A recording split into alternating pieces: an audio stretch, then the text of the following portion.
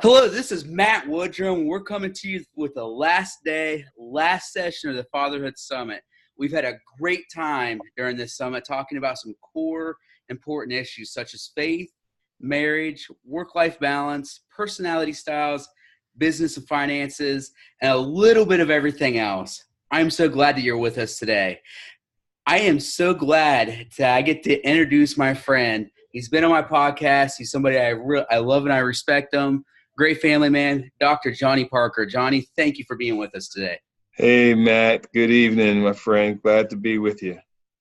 Man, I cannot wait to get started. I know we're running a little bit behind, and I apologize that this, unlike the other episodes, sessions has not been live. We're running into a little bit of technical difficulties here, but you know what? The show must go on. God's still going to bless us, and whether it's live or not is not what's important. What is important is that we're able to add some value to you dads out there. So, yeah. Dr. Parker, on your website are the words gain clarity so that you can live and lead with confidence. Yeah. What do these words mean to you? What do they mean to you as far as your marriage, and what about within fatherhood? Yeah, so, a mentor of mine, Matt, said something years ago. He said, listen, a Ferrari is made to go over 200 miles per hour. But in a fog, a Ferrari with all that horsepower is reduced to going about 7 miles per hour because it doesn't have clarity. So when we're lacking clarity in terms of identity, our personal identity, in terms of our calling, in terms of purpose, in terms of who am I becoming? So what I do matters, but who I become matters even more. When we don't have clarity in those areas, Matt, we lack confidence. It's hard to make decisions because we're scattered, and so gaining clarity, and as I like to say, gain high definition clarity, piercing clarity on just who am I, what do I want, why do I want it. Who am I called to leave better off? And so we don't waste time. We all have a finite amount of time in this life. And so we want to be on point. We want to be in sync. So we need clarity. And I believe once we have clarity produces confidence. When you have clarity around purpose and calling and dream. And I love the answer. So what does that clarity, why are clarity and confidence so important when you're talking about marriage and fatherhood? Well, because again, we don't want to waste time. And so we want to maximize moments. We want to maximize our time. And so having clarity and a story would be helpful here. So Matt, I can remember clearly 20 plus years ago, when all my sons were born. All of them were born every 3 years.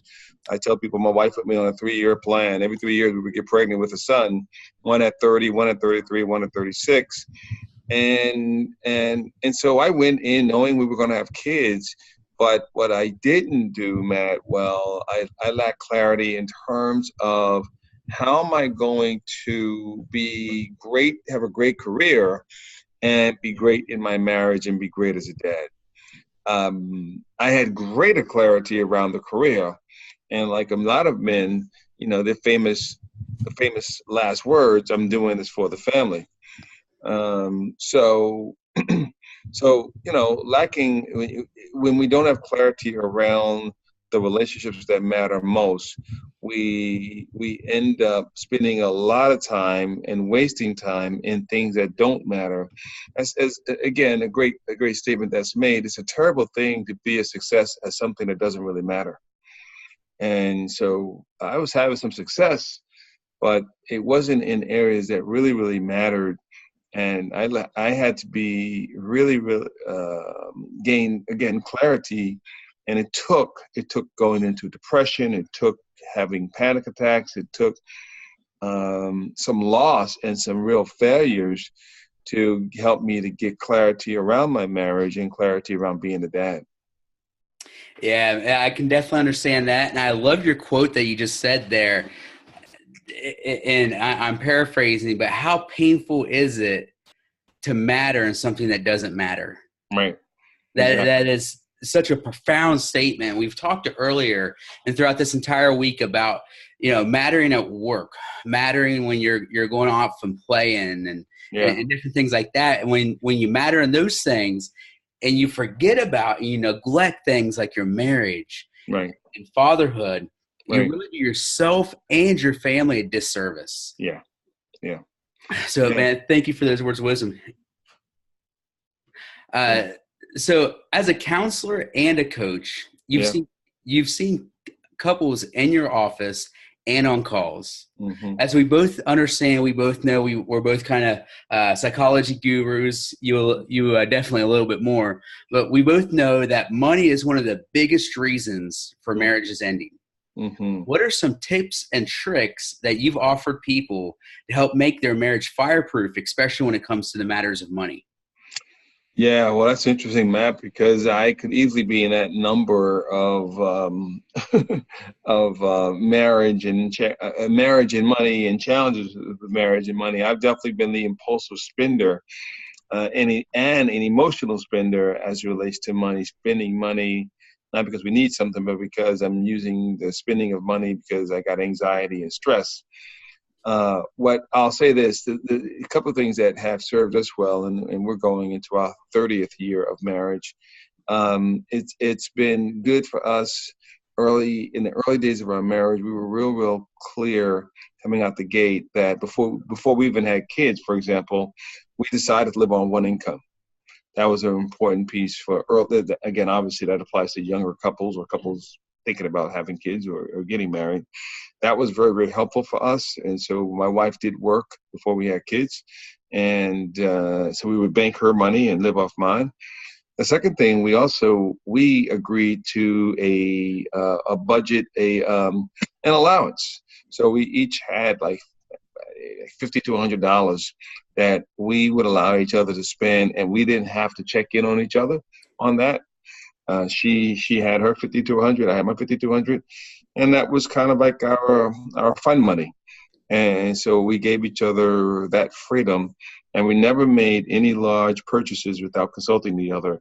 And yet, if there was something that was like in the $25, $50 range, we had the freedom to purchase that without checking in. So those have been some really important practices for us. Because now, like I said, we've been married, we're going into our 30th year, and now we also have a business and ministry that's for profit. On the business side, we have an accountant who handles those things that we don't, that we're not skilled to do, and we trust him, and he runs companies for $1 billion companies, and so he's certainly been helping our growing company. So we have two people who help us with our financial thinking. We have a financial planner, and then we have an accountant. So that has been very helpful to get us thinking about where we are and where we want to go personally and professionally. Man, that's great. I love that. And congratulations on going into your 30th year of marriage. That's phenomenal. I cannot wait to get there myself. My wife and I are about to celebrate 11 years actually tomorrow. So it's awesome. I married an absolutely fantastic woman. Fantastic. And I'm very blessed in that. So what are some of the best marriage advice, or what is some of the best marriage advice that you could give to a couple who are looking to hit that 30-year mark? They're looking to hit that 60-year mark. Wow, man, I tell you, looking back and looking where we are today, I would say several things. Being very intentional about your marriage. That was a big piece. I don't know why I just thought I didn't have to plan, I had to be intentional about connecting, about dating. We would find each other in the house or find each other and talk, or I didn't realize how deliberate. I just thought we just drift to conversation, drift to lovemaking, drift to you don't drift to anything in marriage. Great marriages happen intentionally, not automatically. And so being very intentional about connecting. So even today, for example, we pretty regularly have a date of some kind on a Friday, whether it's breakfast, lunch, or going out to listen to jazz. So we do that today, or exercise. Sometimes the date is exercise date. So that's a big, big deal. Praying together often, that's a big, big deal. The spiritual intimacy, huge. Research shows, Matt, that couples who pray together or even read the Bible together are least likely to divorce. That's a big, big deal that you have a conflict effectiveness plan. Get a piece of paper, identify 3 to 5 things that we do that hurt each other, and then what are 3 to 5 things that we want to do to help each other in terms of growing our marriage. So having a plan to address conflict. So those are just some of the things that I found to be really, really important. Going to a marriage seminar, retreat, conference once a year. So or reading a book on marriage, just those things. You just want to keep the relationship fresh. You want to know the signs, Matt, when it's lost its freshness, when it's become stale. There are some real clear signs that the marriage has become stale when you find yourself with a lot of friction and easily angry with one another. Like one of the things that we do now, we go to bed every night, pretty much almost every night together around the same time. And we go to bed talking, and we close out our day, Matt, with the question, what gave you life today? Or what are you most grateful for? And we're holding hands, and we ask ourselves the question, and that's good for your brain, just having something positive to go to sleep in that context, and just asking, what are you grateful for today? What gave you life today? So you can really end on a high note and on a positive note. Wow, I love that. Being very intentional. And we've heard that a couple of different times during the summit, that people and we need to be intentional, especially as men. We need to be intentional and make sure that we are going and servicing, doing service for our wife. We were talking about the 5 love languages, understanding her personality type, understanding her love language, and these different things that can really improve our marriage. So we talked about marriage being one of those struggles, one of those rough patches that couples go through. What are some other marriage challenges, and what are some steps as men that we can do to fix those and correct those? Yeah, so in terms of marriage challenges, Matt, I just think that learning how to constantly, continually receive and accept your spouse the longer you're married, because the longer you're married, who you are, like at 11 years, you and your wife are not the same people from 11 years ago. Who I am, Loveland, and my wife Loveland and I are going into our 30th year. We're very, very different people. I'm not the same dude. She's not the same woman. And so you have to continue to learn and receive and accept each other and how you're growing. It's very easy to grow apart. And so how do you continue to be intentional? Like, for example, it wasn't my habit early in our marriage, for many years in our marriage, but now I'm very much a morning person, and I like getting up early between 4:30. I like going out. I like going outside about 5:30, 6 o'clock in the morning. It's still a little bit dark, but I like being outside in the morning by myself, reflecting, praying, and my wife has had, she's had to learn to grow and accept the fact that I'm a morning guy. She's a night person. I'm not at my best at night. She's not at her best. We are totally different. So that's something where we're very different. That's very different than what it was 30 years ago. So you can criticize that, or you can accept that and celebrate that and allow that person's difference to emerge and not try to change it, but to celebrate it. But you still got to be intentional about not losing each other as you're growing in your difference as you get older. And so that's a very, very important piece. And then the other thing is learning how to challenge, as your kids get older, as your parents get older, and we're in that season of life where all of our parents are like in their 80s, and so how do we care for them and still keep our marriage fresh? How do we care for our young sons who are all in their 20s and help them get their start and support them? So a lot energy is going out all over the place. Yeah. So you gotta really conserve energy. You gotta know. That's why the clarity is really important. Where do I say yes to? What do I say no to? So I can have time for your spouse and for your kids and for your aging parents in our case. So all those things you just gotta take into consideration and keep yourself well in the process. I love that answer. And you're absolutely right. We have energy going out all the time, whether that's in your case, talking and taking care of your parents, or whether that's taking care of your own kids, whether you're going to work every single day, got the 9-to-5 job, owning a business and all these different things. Yep. But one of the things that I love about what you said is that in the morning, before your wife even gets up, maybe, before the kids get up and different things, you take that time to develop yourself personally. Yeah. As someone who's talked to you before, I know that you take great pride in developing yourself personally. That way you can give the best to your wife and to your children. Talk to us a little bit about why personal development is so important. Because you lead you excuse me. The story of success, the story of your life starts with you. And so who you are spiritually, who you are physically, emotionally, relationships, mentally, all those things, you leading from that place. You first lead you before you can impact others. It takes a healthy me to build a strong we. And so I'm leading. I want to lead from a well-nourished heart and soul.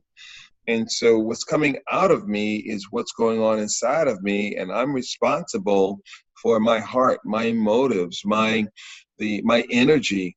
And so so I want to make sure that I'm attending. So Matt, the way I describe it is in my book, Turn the Page, I talk about there's the front stage of our lives, and that's work, that's career, that's technology, that's social media, that's all those things. But then the backstage, so the front stage is our public world, the backstage is our private world. So the backstage are my intent, my emotions.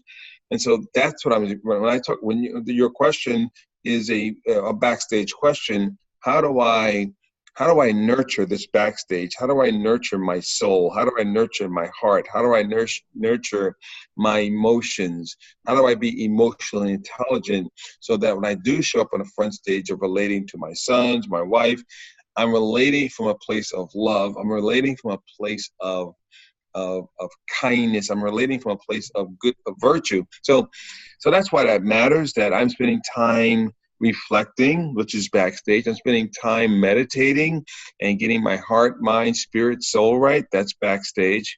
So that's why all those things matter, because when I go on a front stage, I need to be able to sustain the kind of impact I want to have as a leader, as a man, as a dad, as a husband.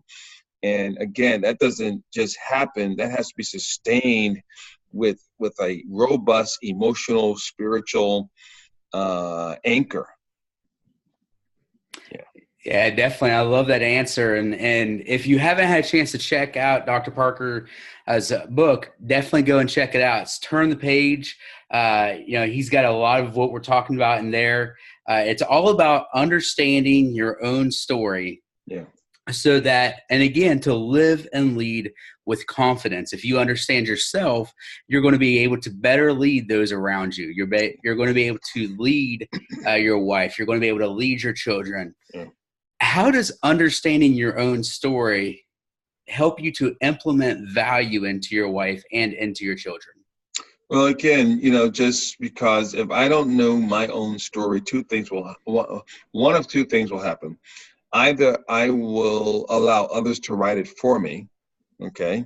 Others will write one for me, and I give up the control of my life to someone else's power, or I'll plagiarize someone else's life. I'll try to become a man, a husband, or a dad, trying to emulate someone else, and not be who I am.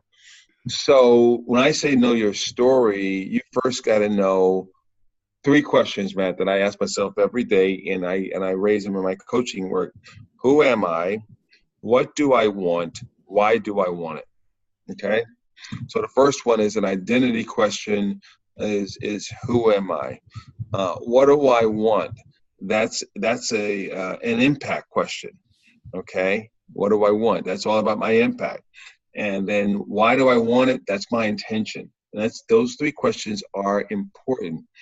And so it's important that I'm answering those questions as accurately, as honestly every day, so that that remains the anchor, and that grounds me, that centers me, and so that, again, as you said, that when I show up in my wife's life and her story, I'm coming in as a character filled with virtue, cherishing and nourishing, and leaving her better off through a smile, through humor, through a hug, through, or just simply being a servant listener, Matt. You know, we can be servant leaders, should also be servant listeners. And as many times it's that's what my wife's heart needs. It's just she just needs me to listen. My wife is in a stage of menopause. She's in a stage of, our sons have gotten older, and they're leaving the home. So that's very different for a dad's experience versus a mom experience at this season of life that we're in.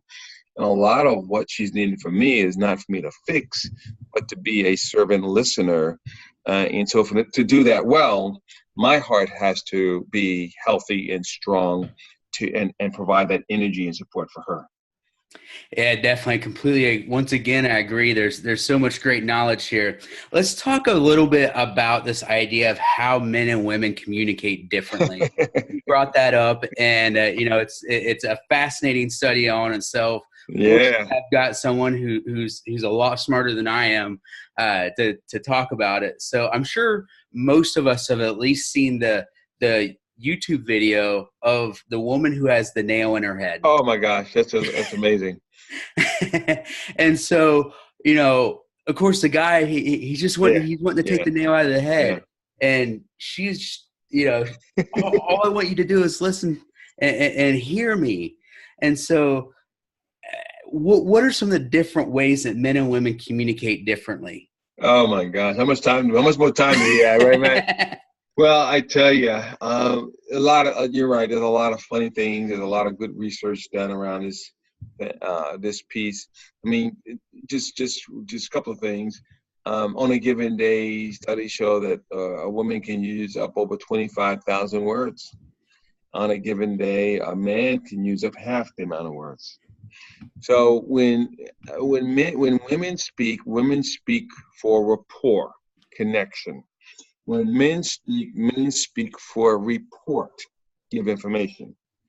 Okay, and so you ask a man, when a man wants to talk about sports, he's not talking about report. He wants to, who won the game. It's information. Women want to know not just who won the game.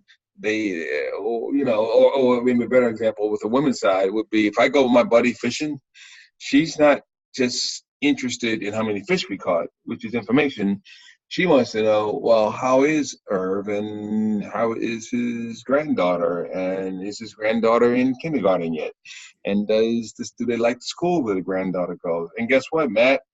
We didn't talk about any of that. All I know is Irv's good, I'm good.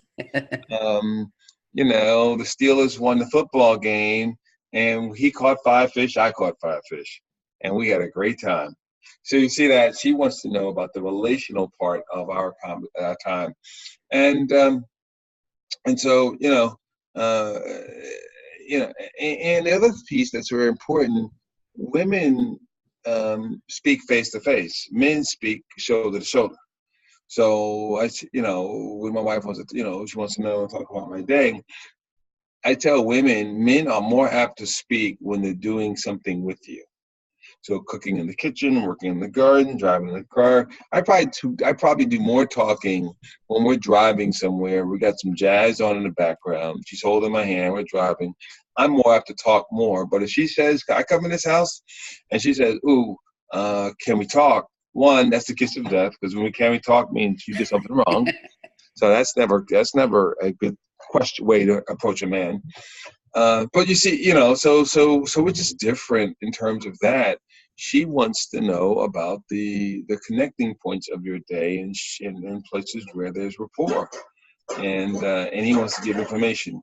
So it's how do we learn to enjoy and celebrate each other's differences in our relationships.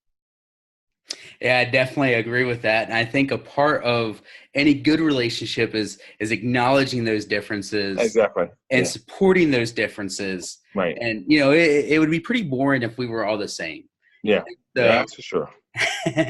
and so, you know, understanding these styles, you know, I'm just hitting on all the topics for the week, it seems like. So, so you know, we're talking a little bit about styles and personality styles Yeah. and different things like that. Why is it important to understand her style and her personality style? What can that do for her? And, you know, when you go and flip it over into fatherhood, what can that do when you understand your children's personality styles, especially when they're different? Yeah. Well, again, it just gives you confidence in terms of how to approach them. I can look at, with someone as long as we've been together, you can just look at someone's face and you can tell when something's bothering them. And so just knowing their styles, like in my marriage, my wife is a very, um, um, she likes structure and she likes routine, and she is locked in. And my style, I like to make it up as we go sometimes. I like a little bit of routine every now and then, but I like to sometimes just let's just make it up as we go. That does not work for her. That causes a lot of anxiety. So if we're saying we're going to catch going to the airport, and if I say we're leaving at 9 a.m., and usually what I mean is around 9 a.m., but she's suspecting that we're getting in the car at 8:55, we're leaving, and if it's 9:05, she gets anxious. It's just so I've had to learn in terms of our styles that she's very regimented that way. She needs that structure, but actually in our marriage, it's helped me to grow, understanding that, because I've needed to have more structure and not just be as carefree and impromptu in doing my day. So knowing that about your wife, knowing about your kids in terms of their personalities, just gives you confidence in terms of how to approach them, how to bring up their brilliance, how to set them up for success. And so even my wife and I speak together. We've learned that it's better for me to bring her into the presentation by just saying things like, "Honey, remember the time when?" And you have a story about that. So I'm setting her up. She knows that, okay, she's like ready to enter to take the next run of the presentation. So just knowing that, but she's not the kind, if you put her on a stage and just have her start talking, that's not her strength. And so knowing someone's personality style, knowing your kid's personality style, your spouse's personality style, just allows you to set them up for success, allows you to emphasize their brilliance and their genius. That's great. I love that. Just encouraging once again, understanding their personality style. You can bring them in and you can share with them this idea, this family value of confidence. Yeah. And when you do that, they can take on the world. We can take on the world. You know, I've said several different times during this summit that when we place and when we implement value into our children, any one of our children could be the next president. Yeah. Any one of our children, male or female, right, next person who solves and finds a cure for cancer. Right. Right. Any one of our children could be the next, fill in the blank. Yeah. The sky is legitimately the limit. Yeah. But men, that all starts with each and every single one of us. Yeah. And Johnny talked about personal development, and we can't lead without understanding how valuable we are and how valuable we are to the family. I love that. As we finish up here, Johnny, what are some personal things that you do for personal development? How do you build yourself up to be the man that your wife deserves, that your children deserve? Yeah. So I journal a lot, Matt. I journal gratitude almost every day. And which is really good practice. I teach at Johns Hopkins. I'm an adjunct, and I teach what's called positive psychology, Matt, which is a scientific approach. I know you know about that scientific approach to how people thrive and flourish. So research shows that when you journal gratitude, it's a mood lifter. It resonates with the neurotransmitters in your brain, serotonin and dopamine, which are the pleasure centers in the brain. And that when you're doing that, pen to paper, there's clarity. You get a lot of clarity, and it elevates your mood in a positive way. So I do that, and that's important for me, Matt, because I've shared with you before. I've had to turn the page on depression in my life. I've battled with it throughout my life, up and down with that. And journaling gratitude has helped to stabilize and increase strength and joy for me. So that's one thing I do. I do obviously exercise and get the endorphins going that way. I spent even today, Matt, at the place Lifetime Fitness where we go here in Maryland with my sons, and we had a great time working out. And so I need that just for stress and endorphins and just staying as healthy as I can in my body. Meditation helps me. I do a lot with meditation. And so that's another thing. Another piece that I teach in my course at Johns Hopkins is this concept called flow, Matt.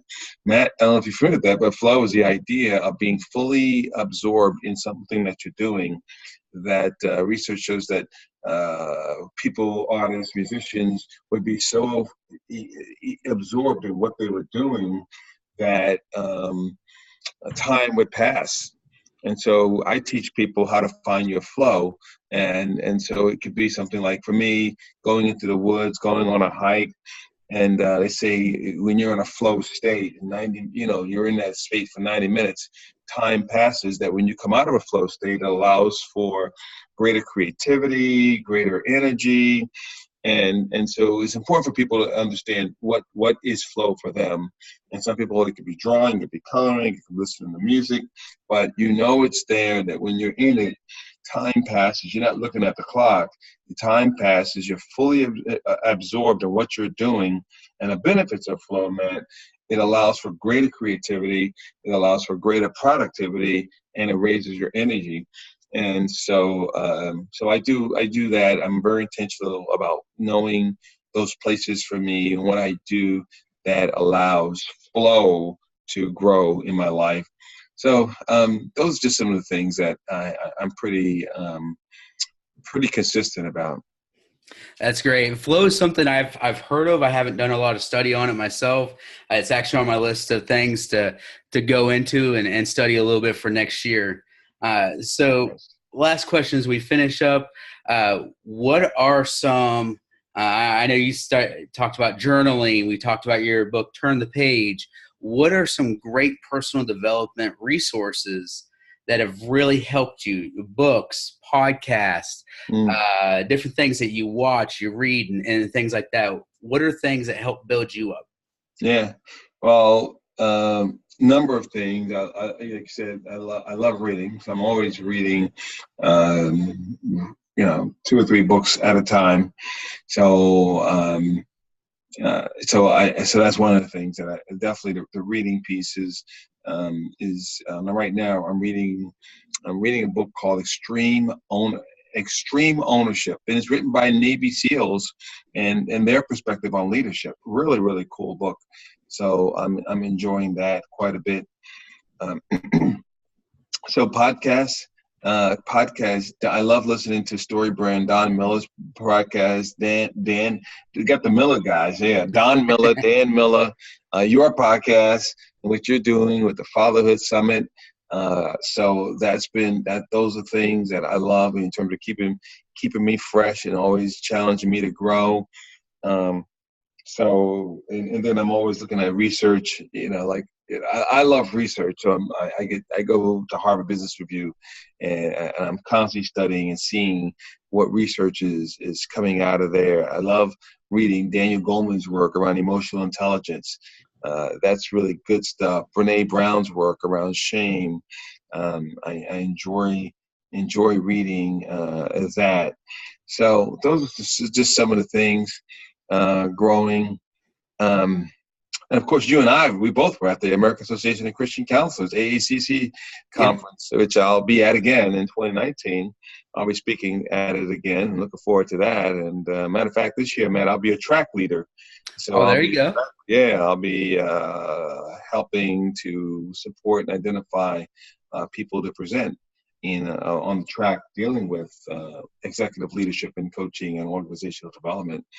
So yeah, those are some of the things that I enjoy in terms of my own growth and development. And that's awesome. I love how you've taken steps to again develop yourself. That way you can completely pour into your marriage and into your children. Johnny, you're such an encouragement and inspiration to me. Tell everybody a little bit about your business and how people can connect with you. Yeah. If something from this interview really hits them. Yeah, so the business I do is, we call it Turn the Page. Turn the Page is a personal and professional development system. And so we do Turn the Page. I say we, my wife and I do Turn the Page couples. Actually, let me go back a bit. So the whole idea of your life, your business, your marriage, your team, organization, it's all telling a story. Our lives tell a story. The question we ask, is it telling a story that you want? And we say it can. And no one drifts to a great story. That a story, whether it's marriage, business, organization, team, that it happens intentionally. So you first have to have so it's a 3D process: dream, know your story. That's where we get to help you with a lot of clarity, high definition clarity, knowing your story, what's in you, and who are you, what do you want, why do you want it. And then design, align your stories. So now we want to align it around the right stuff. Who do you feel called to leave better off? How do you be Yoda, like Star Wars, in someone else's life? You're not the hero, but how do you leave others better off? That in all of our lives, that's living a great life, when you leave other people better off than how you found them. And so go give and get great is what we say. And then in this work, we say you got to have a support cast. You got to, that in doing this story stuff, you can't know yourself, grow yourself by yourself. You got to have a team. That's why having so many people who love you just come alongside you, Matt, and just support you in your first inaugural, in your inaugural Fatherhood Summit. That's all. Support cast, and that's what this is about. And so I love what you're doing, and so that's what we do. So we do dream, know your story, design, align your story, destiny, master your story. That in all of our lives, we cannot sustain our effectiveness if we fail to sustain ourselves. So we have to be intentional about wellness, intentional about self-care, so we burn on and not burn out. And so that work has allowed us to do it with NFL teams. We did it with the Washington Redskins. My wife and I have worked with them. Pittsburgh Steelers the last few years. We've done work with the players and wives there. I teach, like I said, at Johns Hopkins. We brought this work to Kaiser Permanente, healthcare systems, when we're speaking and doing keynoting, coaching, turn the page couples, Turn the Page leadership development. We've trained about 30 people in Turn the Page coaching. So we got some really, really cool things like that. Of course, there's the book, Turn the Page, Unlocking the Story Within You. And then, of course, people can go to my website, which is my name, johnnyparker.com, JOHNNY, johnnyparker.com. And if they go there, Matt, they can scroll down, and there's a Turn the Page challenge that you can, for 5 days, get coaching from me just begin that process of looking at your life as a story. And so we got the Turn the Page Challenge, a 5-day challenge that's there on the website. And so, yeah, that's a little bit about some of the stuff we are excited to do. Man, that's awesome. I love how you're being intentional about life and you're helping those around you. It's not all about living for yourself. It's not Right. about just keeping your blessings Right. within your own household. And I absolutely love that about you. So definitely go check out johnnyparker.com. Again, it's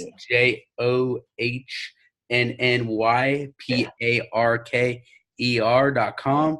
Check it out. Johnny is a great stand-up guy. He's someone I've known personally for a couple of years now. He's very authentic, very raw, very real, and he loves helping people. He loves to help you get to where you need to be, where you were designed to be, what your purpose is, and help you understand that. So definitely check out him, check out what he's doing. If you want more information about what Wrestling with Fatherhood is all about, check out our website. It's www.fatherhood.com.